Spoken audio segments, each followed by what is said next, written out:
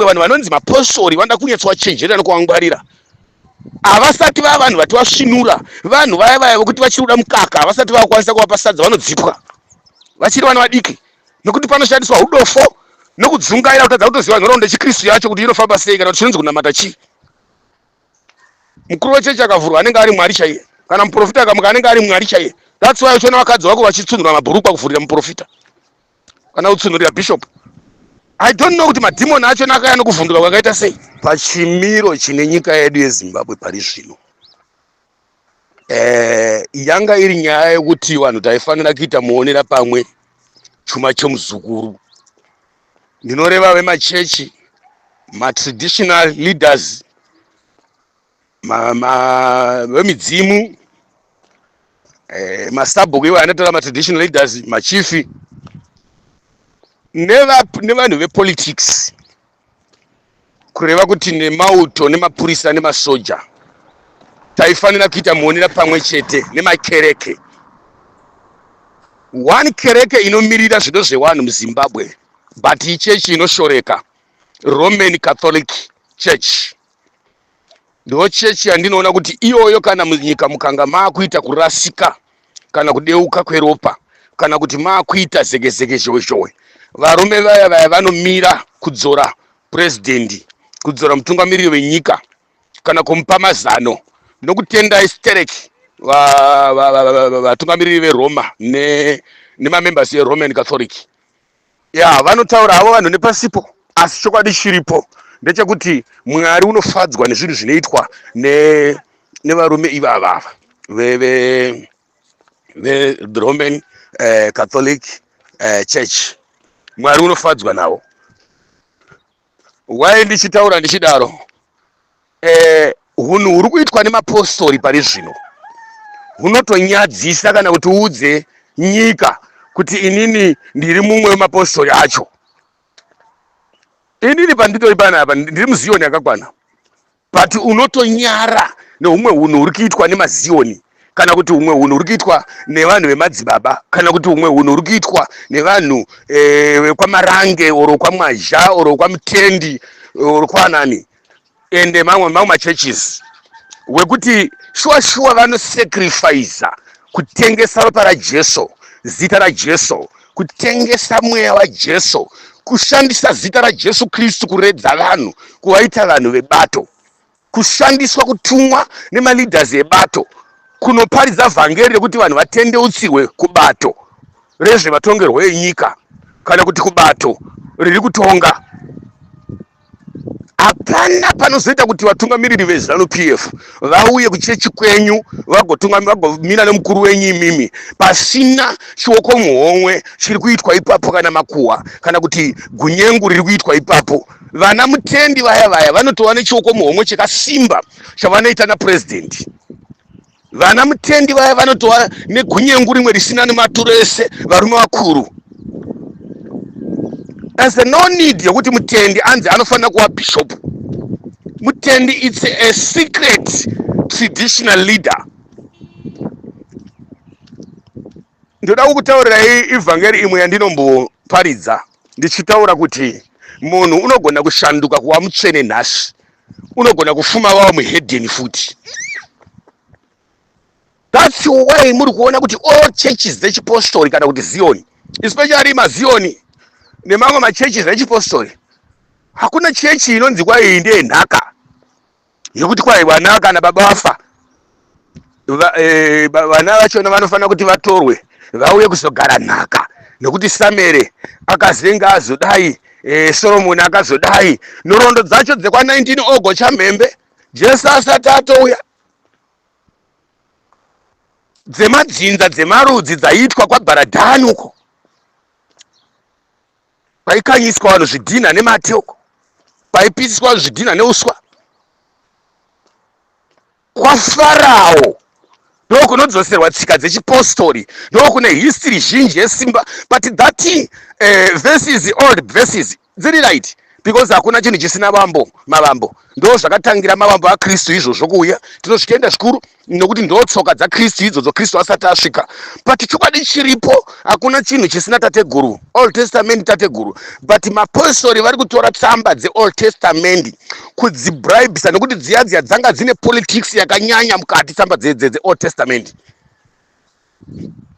Ukatozvinzwisisa kana dai ukaita madegree akaita sei kana ukadya mabhuku zvakaita sei, but Old Testament yese yai, especially Apocrypha, it's a politics Bible, because ndo panotaura nhau yekugadzwa kwavanhu, ndo panotaura nhau yeumambo hwevanhu, ndo panotaura nhau yenhingirikini yeushe, ndo panotaurwa nhau yekugarwa kwenhaka dzana Benjamin, ndo panogarwa nhaka dzana yenhingirikini, ndo panotaurwa zvavafarisi zvavaJudha, mari nemadzinza nedzimba, ndo panorongwa dzimba, ndo panorongwa mari nechine zvakawanda wanda.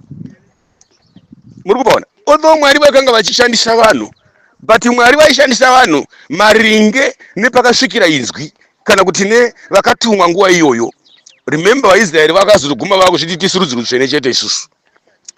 Jesu dai asina kuuya, but nenyaya yekuti madivision anga atowanda ekunamata pasi pano, vanhu vanga vakunamata ushe hwevaIsraeri hwevaJudha. Andi muri kupaona?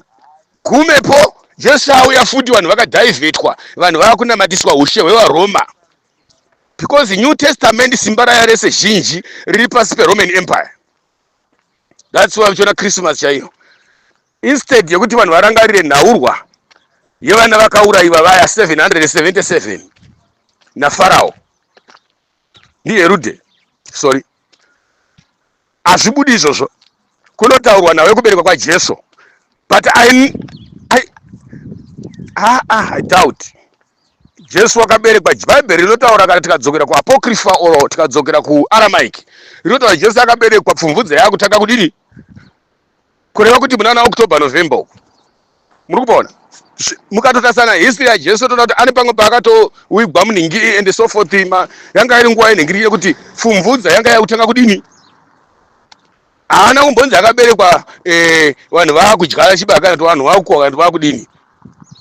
So chokwadi chiripo before New Bible, chokwadi chiripo chokuya kwa chokuberekwa na Jesu kuya mukaenda kwako atina mati yedu Jewish Muslim, but vanhu vaya ndo zvimwe zvezvinamato zveBhayibheri yakatanga kumashuroko. Apocrypha Aramaic inotaura chokwadi maringe nemazuva nemwaka, because inotaura nemadates azvo chaizvo izvo, but takashandiswa nemaGreek nemaBritish vakatiunzira chiNew Bible chavo chinhingirikini chavo ichi. But chokwadi chiripo ndechekuti Apocrypha kana kuti Aramaic yaiya, this Bible it's ndiana tate guru, wana sekuru, wana mbuya, ndo vane history chaiyo yakakwana chaiyo, not propaganda dzakazoitwa nemaBritishids, dzakazoitwa nemaRomans, wana na Constantine Agrippa, ndo vamwe vanhu pakatangira kushadirwa zvinhu. Because why? Vakatora history yana Peter vakatungamidza vana Peter, kureva kuti Peter akashandiswa kuvhura New Testament. It's not Jesu Kristu kuti akauya neNew Testament, yes it's fine, but Bible nemachurches mamwe akazotanga kuvhurwa aya, especially the Roman Empire, yakavhurwa nana Peter iya, ikaparidzwa nana Peter. Iye watinoti Peter akatora ushe, ndiye anoshandiswa nekutungamidzwa iyeyo, that person. Saka ku Old Testament kune vakarula ikoko, ndo pane history dzani Moses achinyora Bible achitaurwa naMwari, vachinyora padombo vachita sei. Ava vaGreek vakazotranslate information vakaisa ivo vaiti vari kuisa nemugwara rakanaka, kunyora mune zvakanaka. But the Roman Empire, that's why now is conquer Christianity. Wao hakuna church dzese dziri pasi peRoma iko zvinezvi. Haigone kufamba itaura ayo tisi tiri pasi penyu, tisi pasi, but now all churches the Christianity dzese dzinorulwa neRoma, the Roman Empire. Even United Nations kana ikada kudaidza vakuru vechiKristu pasi rino, kana kukondorwa vakuru vechiKristu, kana kuudza vakuru vechiKristu, haimbodaidza kana bishop wako iwewe kana ana mutenda avazikanwa. Muofisi yeUnited Nations chaimo muno recognizwa, munoningira, munorangarirwa vana pope, that vana people vana pope vaya ndo gumbeze reChristianity vanhu ivo vaya. Tikashora tikatuka tikanyomba Roma, Roma, but chokwadi chiripo ndo vakanyora Bible, New Testament. Even Christmas chaiye ndo vakaigazeta. I think rimwe gore ikatombobvanwa neAmerica. I think maiwe nani, pane gore yakatomboda kumiswa neAmerica ikazodzoswa futi. I think that muna 1936 Christmas yakaita zvokugazetwa, yakaita zvokuiswa navanhu kwete naMwari. That's why vanhu vachinamatiswa lying. But unozoverenga ona kuti pane nyaya yenhoroondo yeSecret yemaroma yaana Tamuzi nana Nimrodi iya yokuti Nimrodi, mukadzi waNimrodi Esther unonyepa kuti kwai ndakagara pamadziro emba ndakagara beya zuva rikandirowa ndikaona ndaane mimba. Then Tamuzi oberekwa onzi kwai Mwari wezuva, the son of God. Then potopuwa Esther watonzi the moon of God. Vanhu vanopembera zuva raEsteri. Pachiningiri totonzi Esteri. Vanhu vanopembera, vanhu vaipiwa mazai maex vati kupembera zuva reEaster. Ndo pakaningirika kumuka kwaJesu kana kuti kubarwa kwaJesu, I don't know. Zvizhinji zvakaitwa nemaroma zviya. Mitemo mizhinji iri guidance of Christianity yakagazetwa ne Roman Empire. Kureva kuti the whole Christianity now iri kutongwa ne the Roman Empire. Kureva kuti the Roman Empire ndio ine power pari zvino. Kureva kuti the Roman Empire vaka diveta simba raJesu nebasa raJesu nembiri yaJesu. Kureva kuti varungu vakatora basa raKristu Jesu vakatora kurisa muhana dzavo vakaita personal neGreek. That's why America and all Europe countries vachigaida chiKristu zvakasimba. That's why ichisupport Roma and Israel, Italy and Israel. Dzichisupportwa maningi because it's a mother of Christianity. Ani mazvona ndo mune matura eChristianity. Christianity ndo yakazonoshandiswa kucolonize the world. Hakuna kwakaenda macolonization kana kuti mamissionaries kwavasina kusvika vachiita sekuti vanhu vakandaka, magood Samaritan vachiparidza basa raMwari, vachiparidza vhangeri yaMwari. Even muno, even kupi nyika ipi, vaya vakasvika neBible vakarova vanhu dzoro madzitateguru edu. After Bible raita rapinda muvanhu, vaida kutsvaga sungano navanhu, kuyanana navanhu, vakatanga kupa vanhu hembe dzekupfeka, shuga, nyemba and so forth.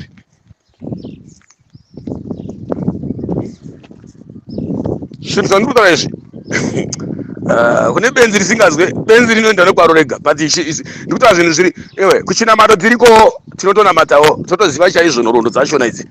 Aimazvona. Saka ndiri kutaura nyaya ichi yevanhu vanonzi mapostori ndo vanhu vakonzeresa kudominata kuparadza nyika yeZimbabwe. Handizivi kuti mumusoro mevanhu veJohani Masowe iyo Zimbabwe pachezvayo yaifanira kutora chechi iya kuti iwe ne1 board yayi. Haina direction chechi iya kandakaitarisa iya. Kana mukuru wayo chaiye kuti mukuru wayo ari papi, because prophet angovhura Sowe ndiye atova muridzi waro, Sowe raJatura, Sowe raMoses, Sowe raPhilip, Sowe raAndioki, Sowe raMiriam, ramadzimai Miriam. Vanani maprofita unongoita zvaafunga, vanani navakuru vacho vanonzi kwai ndo 5 disciples, vanani Lawrence Gatsiru, vanhu vepolitics vakatokonzeresa kufa kwavanhu vakatowanda futi vana Lawrence Gatsiru vaya vanoropa mumaoko. Temu yaJohani Masowe yaiti hakuna vanhu vanofanira kupinda mupolitics. Matsotsiwo futi vana Lawrence Gatsiru vanotora mabhidhiri paipoeta vanhu profita vanhu nhema zvokunyepa kuti kwai ndobatwa nengirozi Paulos. Matsotsi epolitics aya. Saka chechi yakadaro kana ikati vana magirazi matsotsi, vana Lawrence Gatsiru matsotsi, vana Bhaya matsotsi, vana Niko Wesu, vana Israel matsotsi, vanani matsotsi, vana Niko matsotsi, ukaenda kupi matsotsi. Even ukaenda kungodzvuku chaiko. Ndo vasadzambia mumakomo manzizi nezvimadhredhi zvimarasta izvi. Mbiri yaMicho, mumwe nomwe ari kutora mbiri yaMicho achiti ndine mbiri yaMicho inini. Saka vanhu veJohani Masowe dai vaiziva kuti nyika ino kurema kwayaita kana kushata kwayaita, naivo vane domination, vari kudominata mazviri, vane ruoko rwavo pakugwadama kwenyika inei, pakufa kwenyika inei. Hakuna mweya mutsvene wakadaro unouya kuzoparadza nekudestroya upenyu hwevanhu kana kuti kutsigira kudestroya kana kushanda nemhondi nembavha zvakaita vanhu vakaita sana Niki newayo, vana Wiki newayo, kana kuti vana Chivhayo waya. Hakuna zvakadaro. Hakuna kuna basa la mwari rakadaro ndo nhema ndokunyeperana chaiwo chaiwo maumbwe paJohani Masowe chasara inhoroondo yana Mureva Dombosha wane gomo Mureva Dombosha wane gomo nana newanji kuparidza nhoroondo yana Tiki nana Chiparawasha yana Philip nana James nhoroondo yana Nengirikini yana yana Jacopo Pamureva nhoroondo yana Dasves yana Emmanuel yana Sanders yangowa nhoroondo rademe risina chinhu navaiwo vaprofita varipo nhasi uno kana vatungamiri veMasowe kana vaprofita veMasowe hakuna une mbiri inenge yanhingirikini yaDasves hakuna une mbiri inenge yanhingirikini yaLawrence Gatsiro naLawrence Gatsiro haakupiko ndoda kuti Lawrence nhengirini yauyo yaEmmanuel hakuna une mbiri inenge yanhingirikini yaDasves kana mbiri inenge yaWimbo kana inenge yaMicho kana inenge yanhingirikini even iye Gandanzara Shoniwa Gandanzara wacho Sixpence wacho hakuna munhu atatora mbiri yakadaro kuJohani Masowe. Even nhasi uno kuti handiti pane munhu atatora mbiri kana kushanda zvinenge basa rakaitwa navaSanders kana kusvika pana vaSanders hapana. Vanobhilifisa vanhu nebasa rakaitwa noumwe munhu ivo basa racho havasati vakurikwanisa ende havarigoni. Chasara muJohani Masowe minana nemashiripiti nemapipi nekuromba industry. Johani Masowe yaindustry yevamwe vanhu pari zvino. Pese pane sangano reJohani Masowe kurohwa vanhu musoro chete nebribing nekuprofita vanhu fake. Tenga vanhu kuprofita fake. Yatova industry pese paita sangano reJohani Masowe pane industry yemunhu ipapo. Kaenda kuZioni kwaita zvenhaka. Ende unonoti chinonetsa ndechekuti mabishop ese ndai muHarare muyo muZimbabwe muyo bishop wega ane sangano 1 kwa ndi bishop une sangano 1 kwa ndi bishop uchazowa kuti kana iwo vakuru vehurumende vachona vanotoendawo kumachechi iwayo votoimba kwa Isaki vanana kwai vanotumwa nana Mnangagwa vana Ningirikini vanhu vezano ava vanenge vachienda kunobribe machechi kuti vatungamiriri vemachechi kuti varambe vari pasi pepolitics kuti varambe vachiparidza vhangeri rinoita kuti vanhu vaende kumusangano vana Mandaza matsotsi aya. Saka ndinongoda kuti nditaure ndichiti kudai Mwari vachitibatsira kuti vanhu vemachechi ivo zvinoonzwa kuti chechi Zioni unzwa kuti bishop ipai mwana waNhingi ipai uko endai kwa Mutende uko chechi yefamily business endai kwani kwa Masuka chechi yefamily vari kutorovana kutonetsana iko kuya endai kwa Mutende uko paNhingirikini kwa Makamba vari kutonetsana ikoko vari kutonetsana ikoko kutorovana ikoko torwirana zvigaro vana vaMasuka vatonetsana apa imarika imarika yavanenge vachirwira vanenge vachirwira mari vanenge vachida mari vanenge vachitsvaga mari mumachechi muri kurwa mari vanhu vachitsengwa mari vakatarisa especially maZioni hapana unoona pasika dzacho dzinogona kuitwa 100 bade munhu une masangano 20 une sangano 1 unogadzira pasika nesangano 1 iroro kuda chegumi chevanhu chete. That's why maZioni vasawirirana vasabatana vasajira mundire imwe chete because mari yakaoma yakaimbwa naNicholas Zakaria kuti mari yakaoma vanhu vachasema mari vachida Mwari vachida Mwari vachida mari. Those all leaders of Zion churches yaifana kuongorwa nehurumende machechi yabatanidzwa kuita chechi 1 kana 2 kana 3 isitaizwa kuti mufundisi ndiye unotungamira branch kwete bishop pasangano 1 panenge pane mabishop mapriesita maungamiri mafundisi mavhangeri 1 sangano kana 2 masangano iwayo. Hakuna sabhuku ungaita sabhuku munzvimbo ine musha mitatu kana mambo ungaita mambo munzvimbo ine mavhireji maviri.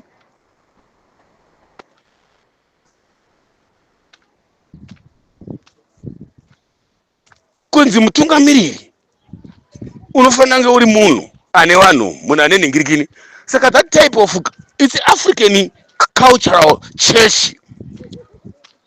African cultural churches atinaona sunwe takuna mata cultural kuna mata muri kwa Mtendi so tonzi Mutendi ndiye Mwari, ndiye akauya naMwari, ndiye ataura naMwari, Samuel ndiye akataura naMwari. Tobva tati tese amen. Mwari wacho anda munhu wani kuti zvidini. Kana nyoka chaiye ndiye Mwari, kana imbwa ndiye Mwari. Tine mabeliefings mamwe atinoitiswa kuzvitendero zvatonamata so. Kuti Dhavhidhi, Mwari waDhavhidhi ndiye Dhavhidhi, abva afanana naDhavhidhi weBhabhironi. Mwari waMwazha. Mwazha akatumwa Afrika yose. Aiwe, kuna Nigeria kuna vanhu vakatumwa futi, kuGhana kuna vanhu vakatumwa, kuTanzania kuna vanhu vakatumwa. It's a bribing, cheating the people, kuredza vanhu nemaskuwa nembwato.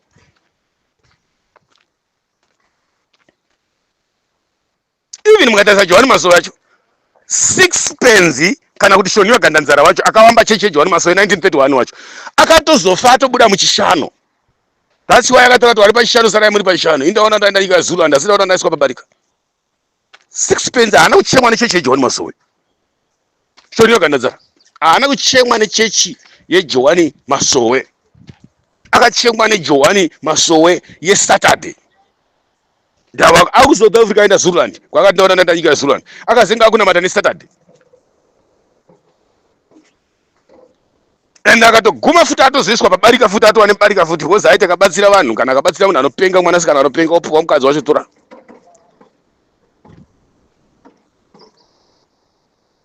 Saka musataurira vanhu lying fake dzisiridzo.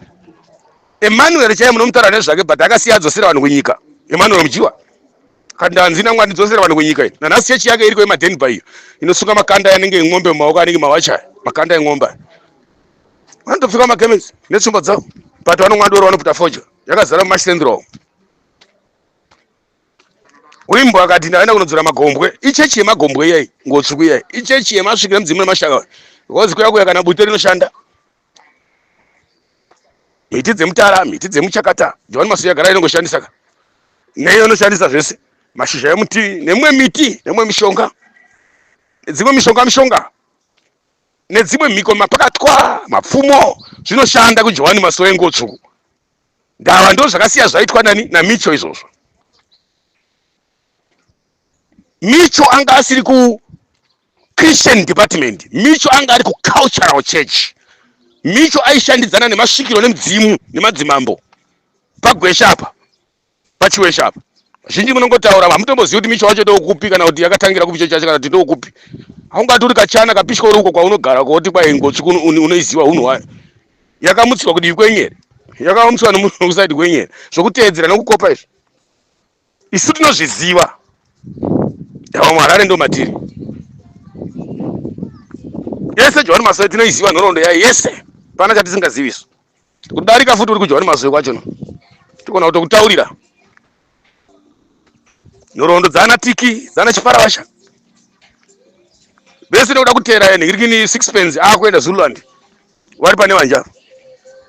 Nhoroondo dzana Philip na James wari paDeranji. Nekupomba kwavazoita kuya uya waFilipi waprofitwa naDasiwesi. Ashana na Paulos. Kozo wabuda kwa Dasiwesi achienda achimutsa Johani Masowe Jerusalem tinozviziva zvese. Wimbo achinda wana imba inonzi Getsemani. Sangano rake rekutanga rakatanga kuningirina chairo wimbo 1987 pamavhuradhoni apa wachitumwa mama vakadzi vaitumwa nevarume vaitumwa vari 7 ainzi maspichigiri vaipfeka magauni yeyellow. Saka tinodziziva chechi idzi hapana vana mugodi tinovaziva nhoroondo dzavo dzese. Ini one of the sekuru wangu one akaita bishop kwaMugodini ufa kwakaita waStevi. Sekuru wangu inini panzvimbo yakanga ichifanira kupinda Ngorima haana kutora time amene zvakaitika apa. Ndava Mugodhi Elijah achifa vanhu vaifanira vakamuteera ndaana kadere vaiva nana chakuinga but wakanga wapanduka kudhara. Munhu akazoteera Elijah Mugodhi ndipoma ndizvidza ane gore riri pachitovi paya.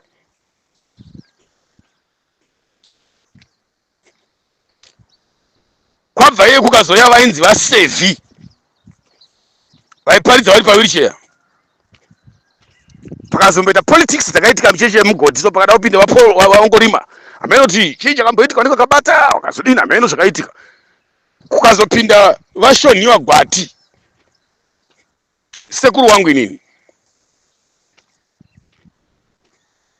vaiti vashoniwa udzai vanhu kuti nyika ichaguma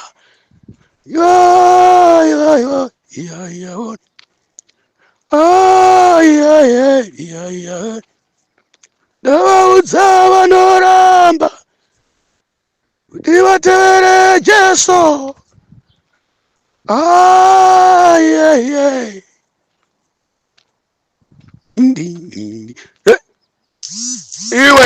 Iwe unotiudza kuti chikwe iwe wanana kadere vakanga vapanduka vachihwehwete vakanga vafa, ndo vamwe vaifananga vakateera vakanga vakatanga kubatana mugodhi mafundisi ekutanga. Njenje akanga abuda amutsa Boniges, magoma akanga abuda pagrew up amutsa hamba kuku, ndiye munhu akatanga kumutsa inonzi hamba kuku chibuda mamugodhi. That's why chipfeka madhasikoti zvakare. Ndiye njenje pamureva pashombo apa ndiye akamutsa inonzi Boniges chekutinira anopfeka madhasikoti zvakare. Kadere akavhura yake kudharo wenu chakuinga akavhura yake. Saka varume vakazora vachifamba naElijah vachiteera tsika dzaka ndivavava. Jehovha tanga dai akaita ndiye ngirikini aiteera vana naNiki vana chakuinga vana mandisvidza badakanga afa pamurevapo vachirova zvoda vazumba nginde kurima nzimbe zvoda vazumba nginde kudenga tinokuona makuseni kumafofo kwakurwa marimba newo kwamugodhi. Mugodhi ndo chechi yakatanga nechinhu chinonzi mashura kana kuti mapipi. Mugodhi ndo chechi yakatanga kuziva nekutaura nhamba dzemweya kana kuti akanhamba. Chechi yemugodhi yakauya nani naPaul Kruger achibva nekunyika yeHolland ari missionary akapindira muSouth Africa 1912. Kazoenda kuZimbabwe nana Paul Ngirino nana uyu anonzi aniko nana Elijah mugodhi vaenda kunoshanda kwainera 1933 ichibva muSouth Africa ichiya muZimbabwe. Zion yakauya nana Paul Hungry nana Edward Lyons 1819 wachibva nekunyika yeGreece vari mamissionary wakapindira muSouth Africa Cape Town 1819 kwete 1918. Vana hlangani ndo vanhu vakatanga kutendeuka muSouth Africa ino. Zion kwahlangani vana iwo vana hlangani wacho muZimbabwe munhu akatanga kutendeuka Zion munhu akatanga aenda kuJoni kuSouth Africa kuti kunoshanda kwainera vainzi vamahlangu. Kuna mahlangu kuSouth Africa kuna mahlangu kuZimbabwe. Kuna mahlangu akatanga kutendeuka group rimwe chete nana alihlangani. Kumalawi kwa kuna ainzi Chisasa ndiye akazenda na kuMalawi uko. Mozambique kuna ana Pomwe yana vamahlangu muZimbabwe ndo vaizotedzwa nana Marobotwana kuChipinge uko. Marobotwana vaiteerwa nana Jeromia Bankwayo kana kuti Magwaza vamwe vati Bankwayo kuti Magwaza Bwera. Vana David na Samuel na Makamba vakazoita vafana vakupedza ndo vakatopedzisira kuteera vanga vari vadiki nemadhara aya, but ndo vanhu vakakasika kudzoka kuZimbabwe kunovhura chikoro cheZion. Vagadzirwa kuIndian Ocean uko ainzi kuChiwi ndo vakagadzirwa David na Samuel na Makamba. Vaitorwa vachienda kunogara marungu aigara nemabhotsi mukati musimu gungwa muzvitsuwa. Saka vanhu vakatomboenda set of my lesson kuchikoro vakagara ipapo kwemazuva vachidzidziswa chipasta ndokugadzwa upasta wese ava. Makamba akagadzwa ari secretary waana Samuel na David vakanzi chidzokera munoparidza kumunyika kwenyu wese vainda vainzi nonoparidza iwe chenonoparidza. Zion rikaenda muMozambique 1919 muZimbabwe rakapinda 1923 Malawi rakaenda kuma 1921 I don't know. Saka ndinoda kutaura shona yekuti Zion rapo nhasi dai varungu vakauya naro vari mamishina rakauya nara dai vanga vari vanhu vaudzvanyiriri kana kuti vapambe pfumi dai vakasiya vaisa hama dzavo kana kuti nanhasi tiri kuona kuti headquarter yeZion inotungamirwa navarungu kana mugodhi, but hazvisiri izvo. Iyi akutungamirwa nanambwawa matsotsi mapenzi eZion aya vari kutsvaka kudya. Fana kuti kana mwana chaya arita upombwe kana asina mukadzi unonzi ngauye iye nekuti dangwe ngauye agare kuti David akatora mwana wake mukomana mukuru mwana wedangwe mwana wachi ameno tono kuti mwana David rakari dangwe unorondo dziya dzautaurwa dziya dzabharadhani dzekumashuro ko Jesu asati auya pati Jesu anouya achiti zvakare zvadarika akusina mujudha kana muSamaria. Saka vanhu vanobhabhatidzwa muna Jesu vonoparidza tsika dzemakaucharawo especially mapostori. Ndipo pavanozowana kubraibha nokubira vanhu pfungwa ipapo, ndipo pavanodhamba vanhu pfungwa ipapo. Chechi yeita yedzinza, yeita yenhaka, yeita yerudzi, yeita yefamily. Kwaya ndiani angatora tsvimbo yababa wake, ngaatora tsvimbo yababa wake nemagemenzi ababa wake nemachira ababa wake. Yaita yamambo kana afa unombodzi mwana wacho ngaambobatira ndiye ngaatora tsvimbo yababa wake. Oda kuzodzwa mafuta nemakuru emachechi ofuta oda kuzodzwa mafuta. Unocheuza kuti mambo chaiye muZimbabwe ndi bishop here kana kuti ndi bishop ndi wezioni ndi bishop weche wemwe kana apostle ndi bishop wemwe here kana kuti ndi bishop wemadzinza. Zimbabwe ndozvo yaifana kuongorora mapostori ari muZimbabwe, yaifana kuongorora vanhu ivavo, yaifana kutresa chaizvo machechi echipostori because vanhu vari kubirwa muZimbabwe, vanhu vari kunyeberwa muZimbabwe, vanhu vachibirwa. That's why prophesizing, fake prophesizing dzazara, fake leadership dzazara. Nokuti hurumende yacho imbavhawo matsotsi ofuti. Hurumende yacho dai yanga ine order, zvinhu zvese zvaita in order muZimbabwe. Vanousiya vanhu vachibirwa mani. Kana sixpence yahando maparidziro akasiya aita ari kuitwa nevakomana vaJohani Masoema manja kutora chechi kuchiita bhesi rekubira vanhu. Zvinotibatsire kana ukaparidza zvamureva Domboshawa neGomo, kana ukaziva nhoroondo yeJohani Masoema yakanyanya iwe wachona usina kusvika palevel iroro. Uri mbavhawo zvako unoba nezita raSanders, nezita raEmmanuel, nezita raWimbo, nezita raMicho. Get away man. Hakuna sowe rinonzi nderemunhu. Kutorespecta kana maprofita akasvika unzi ava ndo bosi wepanapa ava. Sunday Monday unomukira ipapo. Sunday Monday endai muHarare munana Bulawayo munana Mutare munana Ningiruni. Unomukira ipapo nechitende pane dzimwe nzvimbo tosvika patova nezvimatende. Ko unoenda kupi kunokanya zvidhina kupiko, kana kukanya matombo kupi, kana kuwelda kupi, kana kuwaka ubhirida kupi, kana kurima kupiko. Anorima vanhu ipapa. That's why vanhu vakushandiswa. Muri kuona vakumhanya manje kuchinopita mune zvematongerwo enyika, vachitsvaga mari, vachiitisa vanhu vari kuitiswa, vachidya mari, vachita mari, vakuru vemachechi vachita mari. Kaona munhu akagwa aenda kwaMarange, Marange mhuri yake nefamily yake inosara yakanota. Imimi muchingoti kumamiliyoni, toda vakadzi kumamiliyoni, toda kumaziriyoni. Tukadzi kwaMarange tichingoti toda vakadzi kana varume kana maziriyoni. Kana varume kumamiliyoni. Bara rechipenya mupepe chaiwo uku wakapfeka mutebwende uku. But vana Marange family yavo is rich now. Vana Mutendi family yavo is rich now. Taura zvinhu zvokupfeka nokushandiswa kuparidza lying fake spiritual ngrini. Vanhu vachita business politics. Kuita church politics. Saka muZimbabwe vanhu vanonzi mapostori vanoda kunyatswa chenjerera nokuangwarira. Havasati vava vanhu vati vasvinura, vanhu vaya vokuti vachiruda mukaka, havasati vakwanisa kuvapa sadza vanodzipwa. Vachiri vana vadiki nokuti panoshandiswa udofo nokudzungaira kutadza kutoziva nhoroondo yechiKristu yacho kuti inofamba sei kana kuti chinonzi kunamata chii. Mukuru wechechi akavhurwa anenge ari Mwari chaiye, kana muprofita akamuka anenge ari Mwari chaiye. That's why uchiona vakadzi vako vachitsunura mabhurukwa kuvhurira muprofita kana kutsunurira bishop. I don't know kuti madhimoni acho akaya nokuvhunduka kwakaita sei. Kuvhunduka zvekudonha gada nokufugurawo hembe. Saka chechi dzemuZimbabwe dzinoda kunyatsodziongorora. Manamatire akiitwa asiri ari kuitwa nevanhu veZioni. Ndiye kubira vanhu, chegumi chacho chanyanya chinodhimandwa chachona. Unoona kuti bishop akavazi tengai matombo. Bishop wada kuiswa matombo. Aumbonzwa kana vana vasangana vachinzi wada kuiswa matombo. Gore richipiranzi bishop wada zvegumi zvaBishop kuti vaone kurarama. Papasika futi vanzi hawo yandene zvegumi zvaBishop. Machechi ese anonyorwa matsamba ari kukaroyo ari kumhangura ari kumagunje. But munhu ane sangano 1 ane branch 1 chaicha. Zvichiri zvaMwari here vakomana. That's why vanhu vari kushandiswa. Vakuru vemachechi vari kuenda kunotumwa kunodzora vanhu kuvaisa kupolitics.